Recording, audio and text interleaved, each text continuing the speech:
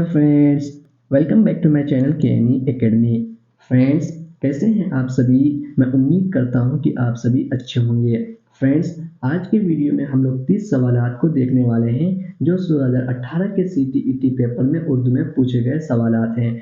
Friends, आने वाले videos में भी हम लोग इसी तरह के सवालात को देखने वाले हैं। तो फ्रेंड्स, अगर आप हमारे चैनल में नए हैं तो चैनल को सब्सक्राइब करें, साथ ही बेल आइकन को दबा दें, जिससे आने वाले वीडियोस के जो भी नोटिफिकेशन हो वो आपको सही समय पर मिले और आप इससे फ़ायदा ले सके।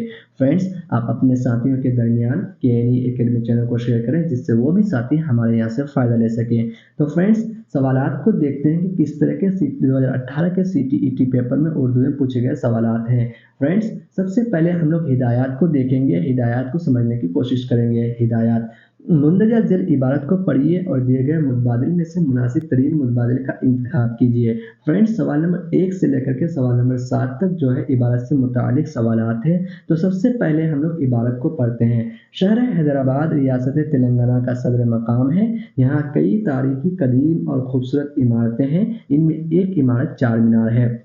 मोहम्मद कली कुतुब शाह ने इसे 1591 ईस्वी में तामीर करवाया। चार मीनार के चारों जानिब बड़ी बड़ी खूबसूरत कमानें हैं। सहन के छत पर एक मस्जिद और खानका है। मूसा नदी के दाएं जानिब सलारजंग म्यूजियम है। इस म्यूजियम का शुमार दुनिया के मकबूल तरीन अजायब घरों में होता है। सलारजंग म्यूजियम के मुकाबिल स्टेट सेंट्रल लाइब्रेरी है। ये एक पहाड़ की चट्टान पर वाक़ है। इस किला के करीब ही हफ्ता गुम्बद वाक़ है, जो कुतुब शाही खानदान के मकबरे हैं। फ्रेंड्स, हम लोगों ने इबारत को पढ़े, अब इबारत से मुतालिक सवालात को देखते हैं। तो फ्रेंड्स, सबसे पहले हम लोग सवाल नंबर 1 को देखते हैं। चार मीनार की तामीर किसने करवाई थी? Option number 1 Mohammed Quli Qutub Shah, option number 2 Abul Hasan Tana Shah, option number 3 Mohammed Qutub Shah, option number 4 Abdullah Qutub Shah. तो फ्रेंड्स, हम लोग इबारत को देखते हैं। शहर हैदराबाद रियासत तेलंगाना का सदर मकाम है। यहाँ कई तारीखी, कदीम और खूबसूरत इमारतें हैं। इनमें एक इमारत चार मीनार है। मोहम्मद कली कुतुब शाह ने इसे 1591 ईस्वी में तामीर करवाया था। फ्रेंड्स, मोहम्मद कली कुतुब शाह ने किसको तामीर करवाया था? चार मीनार को तामीर करवाया था। और कब तामीर करवाया था? 1591 ईस्वी में तामीर करवाया था। तो फ्रेंड्स, सवाल नंबर 1 का जो है ऑप्शन नंबर 1 आपका सही आंसर है। यानी चार मीनार की जो तामीर किसने करवाई थी? मोहम्मद कली कुतुब शाह ने करवाई थी। ऑप्शन नंबर 1 सही आंसर है। अब चलते हैं फ्रेंड्स, सवाल नंबर 2 को देखते हैं। चार मीनार की तामीर किस सन में हुई? फ्रेंड्स, चार मीनार की जो तामीर है किस सन में हुई? ऑप्शन नंबर 1 1693 ईस्वी, ऑप्शन नंबर 2 1593 ईस्वी, ऑप्शन नंबर 3 1591 ईस्वी, ऑप्शन नंबर 4 1691 ईस्वी। तो फ्रेंड्स, हम लोग इबारत को देखते हैं। मोहम्मद कली कुतुब शाह ने इसे 1591 ईस्वी में तामीर करवाया था। कब करवाया था फ्रेंड्स? 1591 ईस्वी में तामीर करवाया था। ऑप्शन नंबर 3 सवाल नंबर 2 का सही आंसर है। अब चलते हैं फ्रेंड्स, हम लोग सवाल नंबर 3 को देखते हैं कि सवाल नंबर 3 में क्या दिया गया है।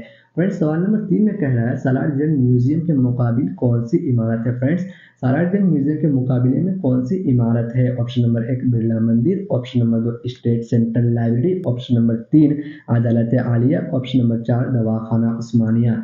फ्रेंड्स, सवाल नंबर 3 में जो है सलारजंग म्यूजियम के मुकाबले कौन सी इमारत है? तो फ्रेंड्स, हम लोग इबारत को देखते हैं कि इबारत में क्या दिया गया है। फ्रेंड्स, जहां से हम लोग इबारत को पढ़ना छोड़ेंगे, फिर से वहीं से इबारत को स्टार्ट करेंगे। तो अभी हम लोगों ने इबारत को पढ़ना कहाँ तक छोड़ा? यहाँ से छोड़ा। अब यहाँ से आगे पढ़ते हैं हम लोग। चार मीनार के चारों जानिब बड़ी बड़ी खूबसूरत कमाने हैं।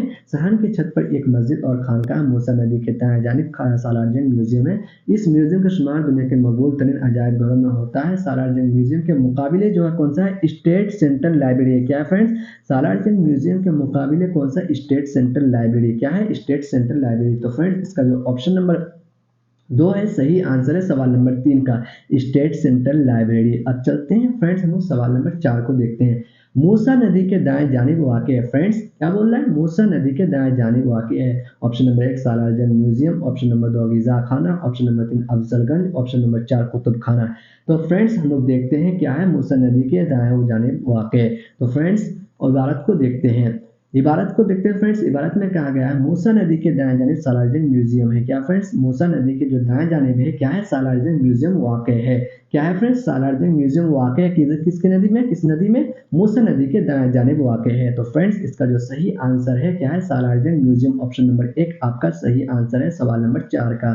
अब चलते हैं फ्रेंड्स, सवाल नंबर 5 को समझते हैं कि सवाल नंबर 5 में क्या दिया गया है।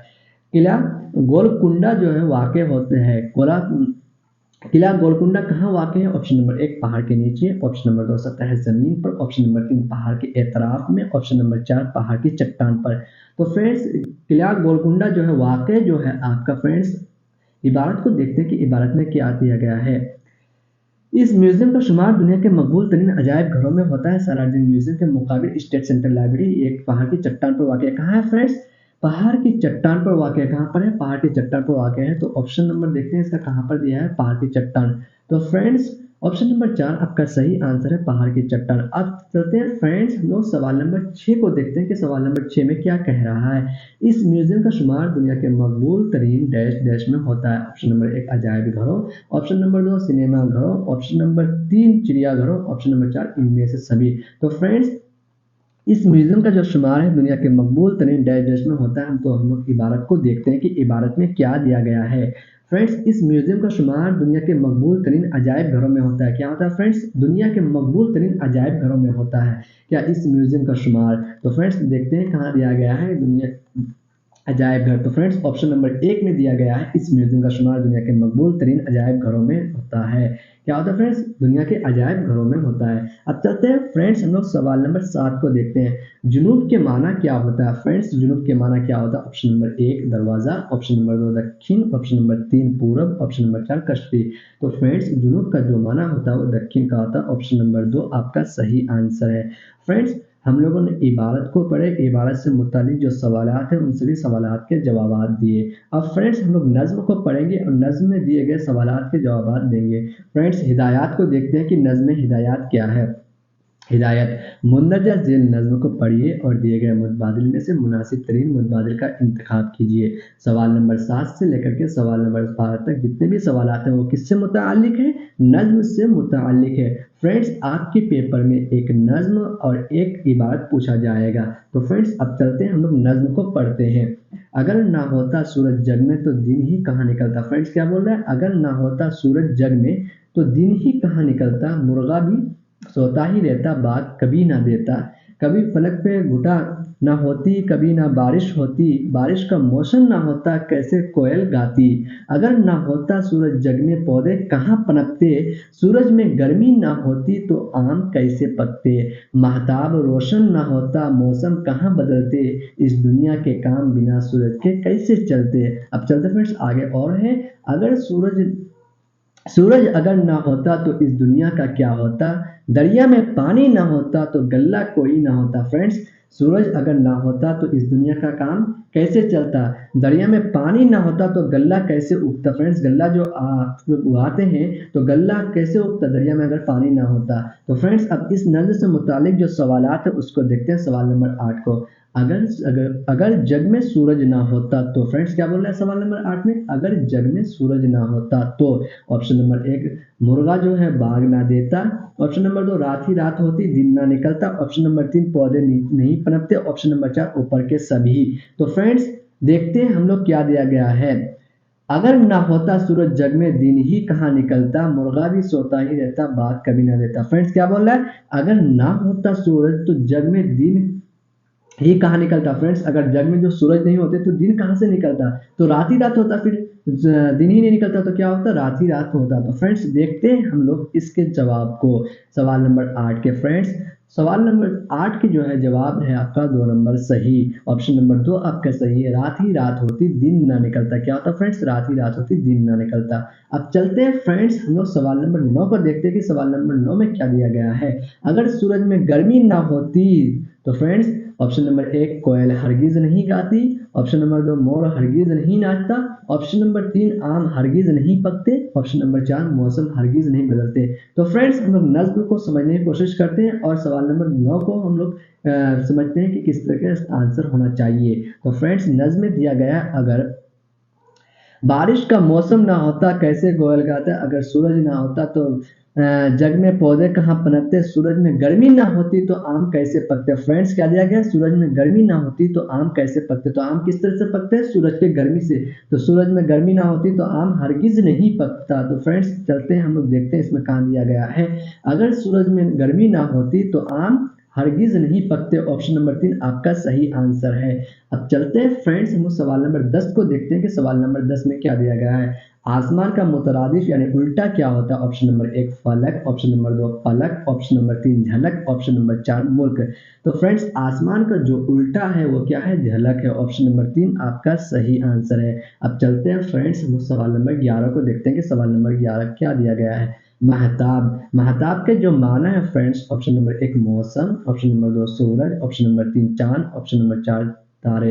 तो फ्रेंड्स महताब का जो माना है आपका चांद के, ऑप्शन नंबर 3 आपका सही आंसर है। अब चलते हैं फ्रेंड्स, हम लोग सवाल नंबर 12 को देखते हैं कि सवाल नंबर 12 में क्या दिया गया है। इस नज्म का उन्वान क्या होना चाहिए? फ्रेंड्स जो नज्म हम लोग पढ़े उस नज्म का मौजू क्या होना चाहिए? ऑप्शन नंबर 1 कोयल, ऑप्शन नंबर 2 मोर, ऑप्शन नंबर 3 मौसम, ऑप्शन नंबर 4 सूरज।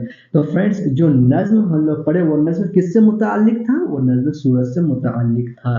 तो इसका जो मौजू होना चाहिए था, क्या मौजू होना चाहिए था फ्रेंड्स? सूरज का होना चाहिए था। क्या मौजू होना चाहिए था? सूरज का होना चाहिए था। ऑप्शन नंबर 4 आपका सही आंसर है।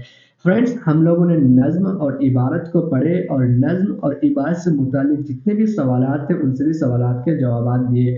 अब फ्रेंड्स हम लोग पेडागोजी को देखते हैं कि पेडागोजी में किस तरह के सवालात 2018 के सीटीईटी पेपर में पूछे गए थे। तो फ्रेंड्स हम लोग सवाल नंबर 13 को देखते हैं कि सवाल नंबर 13 में क्या दिया गया है। एक मुताअस्सिर सबक से ज़बान की तदरीस शुरू करना होता है। फ्रेंड्स एक मुताअस्सिर सबक से जो है ज़बान की तदरीस शुरू करना होता है। ऑप्शन नंबर 1 समी तरीक़ाकार के ज़रिए मकसद को वाज़ेह करना, ऑप्शन नंबर 2 ब्लैक बोर्ड पर लिखना, ऑप्शन नंबर 3 सभी तरीक़ाकार के ज़रिए मकसद को वाज़ेह करना, ऑप्शन नंबर 4 सरगर्मी के साथ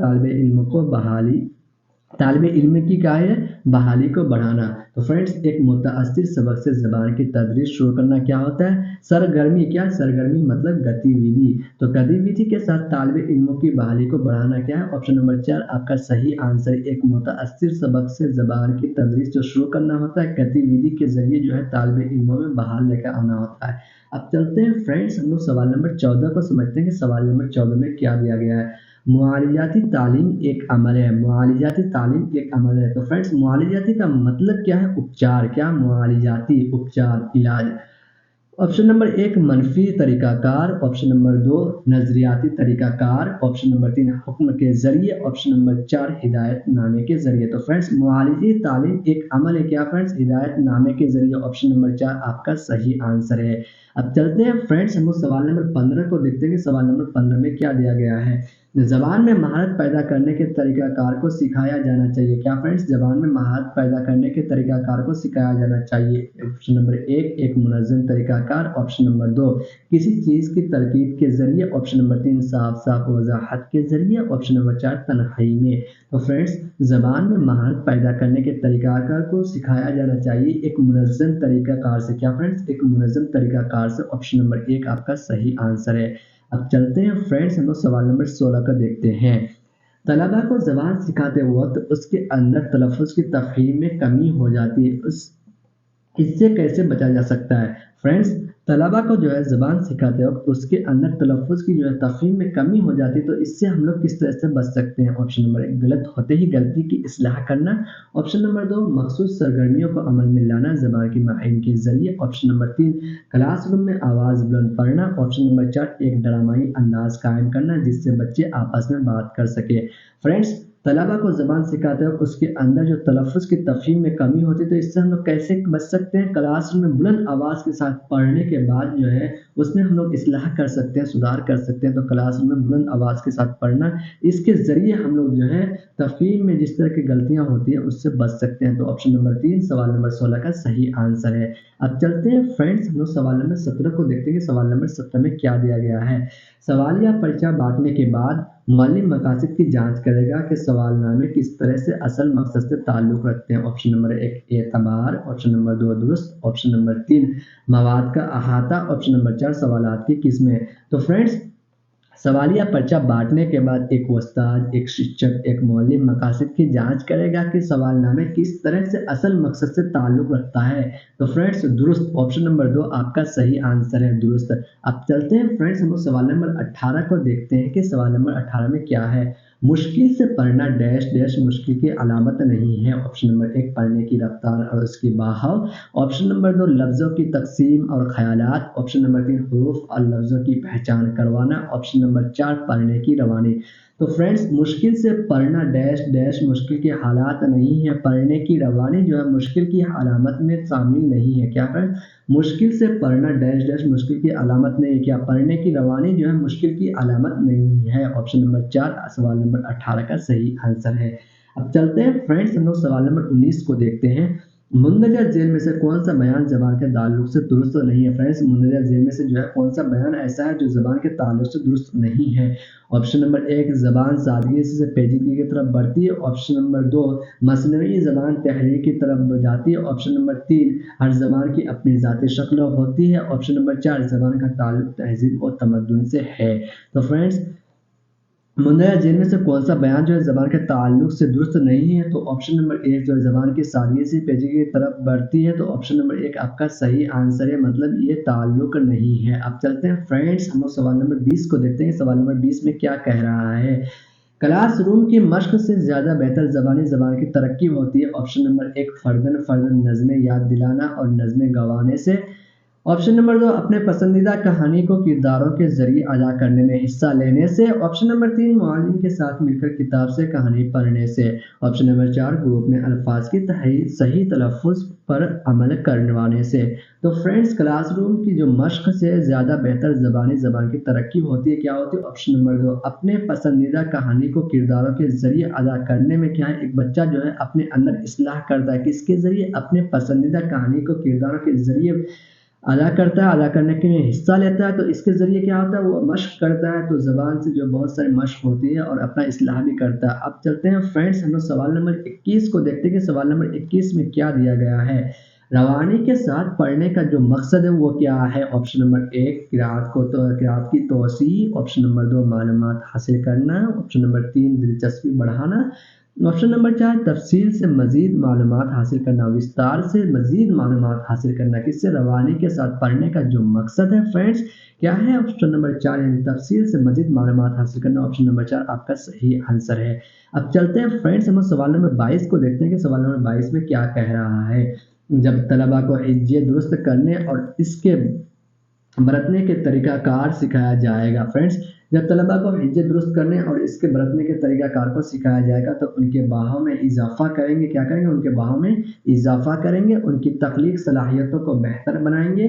ऑप्शन नंबर 3 उनके सीखने की महारत को तेज़ करेंगे। ऑप्शन नंबर 4 उनकी इस्लाह करके बेहतर बनाएंगे। क्या करेंगे फ्रेंड्स, उसके अंदर इस्लाह करके उसको बेहतर बनाएंगे। जब तलबा हिज्जे दुरुस्त करने और उसके बरतने के तरीक़ाकार को सिखाया जाएगा तो उनकी इस्लाह करके बेहतर बनाएंगे। ऑप्शन नंबर 4 आपका सही आंसर है। अब चलते हैं फ्रेंड्स, हम लोग सवाल नंबर 23 को देखते हैं कि सवाल नंबर 23 में क्या है। ज़बान की क्लास में तामीराती निज़ाम का मतलब है। फ्रेंड्स, ज़बान की जो क्लास है इसमें तामीराती निज़ाम का जो मतलब है वो क्या है। ऑप्शन नंबर 1 तलबा अपनी ज़ाती समझ और जानकारी की बुनियाद पर दुनिया के तजर्बाशुदा शय अक्कास का जो मतलब है फ्रेंड्स, फोटोग्राफर यानी चित्रकार, छवि उतारने वाला को क्या कहते हैं, अक्कास कहते हैं। तो अक्कास के ज़रिए ज़बानी महारतों में इजाफ़ा की मबनी करते हैं। ऑप्शन नंबर 2 तलबा अपने ज़ाती तौर पर सीखने के तरीक़ाकार को तैयार करते फिर उसे तजर्बा करते हैं। ऑप्शन नंबर 3 तालिब इल्मों को मुख्तलिफ अक़साम का मुताला करने की तरग़ीब, क्योंकि इससे अच्छी तरह से किसी मसाइल के हल में पहुँचते हैं। ऑप्शन नंबर 4 तलबा को उस्ताद की जानिब से सहूलियत दी जाती है, वो अपने नज़रियात को बढ़ाने के लिए मुख्तलिफ मीडिया का शक्ल इस्तेमाल कर सके। फ्रेंड्स, ज़बान की क्लास में तामीराती निज़ाम का जो मतलब है वो है फ्रेंड्स, तालिब इल्मों को मुख्तलिफ अक़साम का मुताला करने की तरग़ीब देना। फ्रेंड्स, तालिब इल्म को जो है अलग अलग तरीके से जो है मुताला करने की तरग़ीब देना, क्योंकि इससे जो है अच्छी तरह से मसाइल के हल में पहुँच सकते हैं। मतलब फ्रेंड्स, किसी तरह के मुश्किलात है, मामलात है, उस मुश्किलात मामलात को हल तक पहुँचाने से हम हल तक पहुँच सकते हैं। किसके ज़रिए, तालिब इल्म जो है मुख्तलिफ अक़साम मुताला के ज़रिए जो है मसाइल का हल निकाल सकता है। तो ऑप्शन नंबर 3 आपका सही आंसर है। अब चलते हैं फ्रेंड्स, हम लोग सवाल नंबर 24 को देखते हैं कि सवाल नंबर 24 में क्या दिया गया है। मुंदरजा झेल के हिंदुस्तानी इलाकाई ज़बान को तरक्की देने को दावा नहीं मानी जाती है। ऑप्शन नंबर 1 उसके वसी पैमाने पर नागुज़ेर, ऑप्शन नंबर 2 तर्जुमे की दुश्वारियाँ, ऑप्शन नंबर 3 लोगों में उसको ना जानने की ख्वाहिश, ऑप्शन नंबर 4 सहूलियत का इस्तेमाल। तो फ्रेंड्स मुंदरजा झेल के हिंदुस्तानी इलाकाई ज़बान को तरक्की देने को दावा नहीं मानी जाती है, जो है लोगों में उसको जानने की ख्वाहिश। तो ऑप्शन नंबर 3 आपका सही आंसर है, लोगों में उसको जानने का ख्वाहिश। अब चलते हैं फ्रेंड्स, हम लोग सवाल नंबर 25 को देखते हैं। सवाल नंबर 25 में क्या दिया गया है।